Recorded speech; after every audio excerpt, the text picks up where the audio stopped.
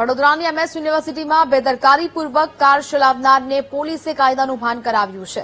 યુનિવર્સિટીમાં પૂરઝડપે કાર ચલાવનારા નબીરાની પોલીસે ધરપકડ કરી।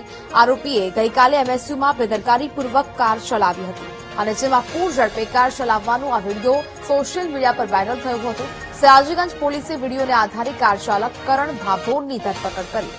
સયાજીગંજ પોલીસે યુવક પાસે માફી મંગાવી। યુવકના માફી માંગવાનો વિડીયો પણ વાયરલ કરાયો છે। નામ નરોત્તમ બાબર, મારું નામ કરણ ભાભોર છે। મારું પપ્પાનું નામ નરોત્તમ બાબર। મેં ગઈકાલે MS કોલેજમાં આવ્યો હતો। મેં ફાયર ગાડી ચલાવી અને મારો વિડીયો વાયરલ થયો છે, એના ખાતે મેં માફી માંગુ છું। માફી પૂરી થઈ છે। મારું નામ કરણ ભાભોર છે। મારું પપ્પાનું નામ નરોત્તમ બાબર। મેં ગઈકાલે MS કોલેજમાં આવ્યો હતો। મેં ફાયર ગાડી ચલાવી અને મારો વિડીયો વાયરલ થયો છે, એના ખાતે મેં માફી માંગુ છું। માફી પૂરી થઈ છે।